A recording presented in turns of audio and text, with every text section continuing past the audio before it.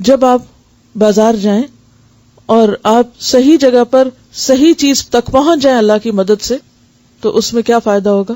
وقت بھی بچے گا، انرجی بچے گی، اور نقصان دہ چیز سے بچیں گے اور بھلائی کے ساتھ واپس لوٹیں گے.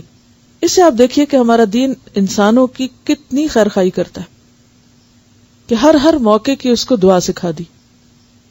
اور جب انسان اللہ سے دعا مانگ لیتا ہے تو اللہ تعالیٰ ایسے اسباب پیدا کرتا ہے، کیونکہ دنیا میں ہر چیز اسباب کے ساتھ ہو رہی، ایسے اسباب پیدا کرتا ہے کہ اچانک کوئی شخص آپ کو مل جاتا ہے، وہ آپ کو فوراً ایک ٹپ دے دیتا ہے کہ تم فلاں چیز لینا چاہتے ہو، فلاں کام کرنا چاہتے ہو، فلاں جگہ چلے جاؤ، فلاں چیز لے لو، فلاں چیز فائدے کی ہے.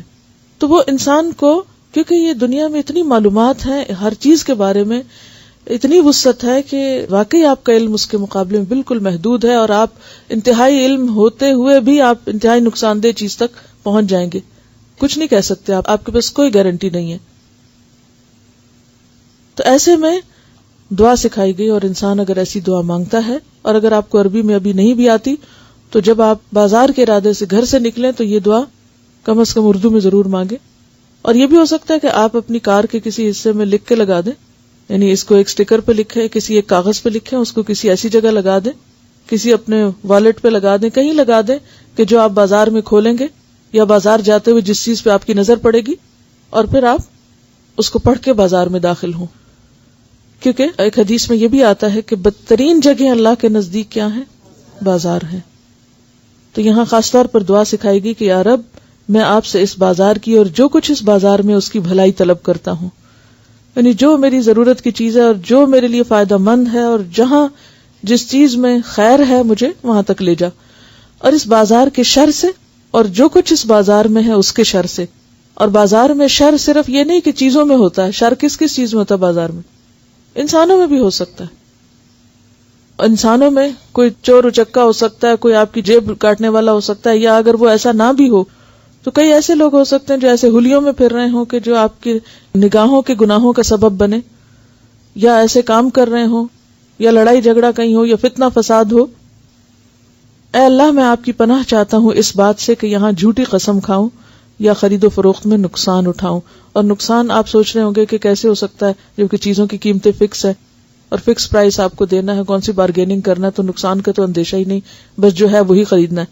نقصان صرف یہ نہیں ہوتا کہ آپ کسی چیز کو سستا یا مہنگا خریدیں، نقصان یہ بھی ہو سکتا ہے کہ آپ نے جو چیز اپنے لیے فائدہ مند سمجھ کے خریدی وہ آپ کے لیے الٹیمیٹلی انتہائی نقصان دہ ثابت ہوئی، اور آپ کی ہیلتھ کے لیے اور آپ کے اور بہت سی چیزوں کے لیے وہ ایک مصیبت کا باعث ہوئی جو کہ بظاہر نظر نہیں آ رہی. ٹھیک ہے. خرید و فروخت میں نقصان سے بچنے کی دعا.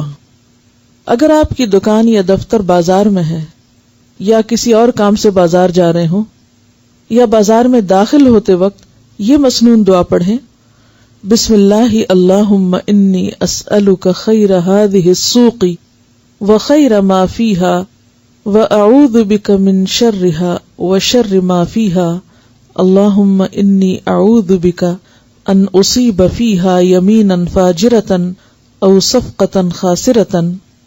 ترجمہ ہے: میں اللہ کا نام لے کر بازار میں داخل ہوتا ہوں، اے اللہ میں آپ سے اس بازار کی اور جو کچھ اس بازار میں ہے اس کی بھلائی طلب کرتا ہوں، اور آپ کی پناہ چاہتا ہوں اس بازار کے شر سے اور جو کچھ اس بازار میں ہے اس کے شر سے.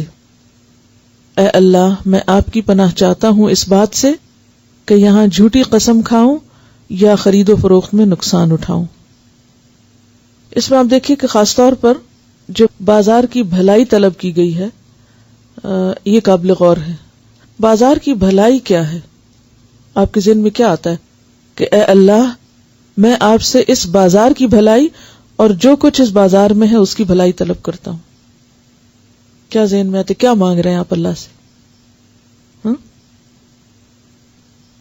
کہ جو کچھ میں لینے جا رہا ہوں وہ واقعی میرے فائدے کا ہو، ضرورت کا ہو اور بہترین ہو. اور خاص طور پر آج کل آپ دیکھیے کہ کسی بھی چیز میں اتنی زیادہ ورائٹی ہے آپ کے ہاں خصوصاً. مثلاً آپ ایک شیمپو ہی خریدنے کے لیے جاتے ہیں تو ایک قطار ہے شیمپوز کی. اب آپ کیا دیکھ کے لیتے ہیں؟ بعض اوقات صرف باٹل، بعض اوقات صرف اس کا جو بظاہر رنگ ہے یا اس کی خوشبو، یا کسی نے کہہ دیا کہ وہ فلاں چیز بہت اچھی ہے یا یہ کہ کبھی اس کو پڑھ بھی لیتے ہیں اور اپنے اندازے سے کہ ہاں میرا خیال ہے یہ مجھے سوٹ کرے گا، اور آپ کو نہیں پتا ہوتا کہ وہ واقعی آپ کے لیے سوٹیبل ہے بھی یا نہیں. پھر کچھ عرصے کے بعد آپ کو کچھ نقصان ہوتا ہے تو آپ کہتے وہ اصل میں مجھے فلاں چیز سے الرجی تھی اور مجھے پتا نہیں تھا اور میں نے غلط چیز خرید لی. ایسا ہوتا ہے، بہت دفعہ ہوتا ہے نا. اور خصوصاً جب ویرائٹی بہت زیادہ ہو تو انسان کے لیے کسی چیز کی چوائس کرنا جو ہے وہ بھی بہت زیادہ وقت کا ضائع کرنا بھی. جب آپ کے سامنے ایک لمیٹڈ چیز ہوتی ہے اور آپ صحیح چیز تک پہنچتے ہیں تو آپ کا وقت بھی بچتا ہے اور آپ کا دماغ بھی پراگندہ ہونے سے بچتا ہے. دماغ کی پراگندگی کیا ہوتی ہے؟ سوچوں کا منتشر ہونا. جب بہت ویرائٹی ہوتی ہے نا، آپ ایک چیز لے آتے پھر آپ کی تسلی نہیں ہوتی. آپ کیا سوچتے ہیں نکل کے، اچھا وہ میں یہ نہ لیتی اور وہ لیتی نا وہ زیادہ اچھا تھی، اور اس کی قیمت زیادہ بہتر تھی، یا اس کا جو اس میں فلاں آفر تھی یا فلاں چیز تھی. بعض چیزیں آپ صرف آفرز کے پیچھے جا کے لیتے. کچھ لوگوں کی زندگی تو گھومتے ہی صرف آفرز کے پیچھے، کہ اپنی زندگی کا ایک قیمتی ترین حصہ کس میں لگا دیتے ہیں؟ صرف یہ دیکھنے میں کہ کون سی چیزیں کہاں سستی ہیں.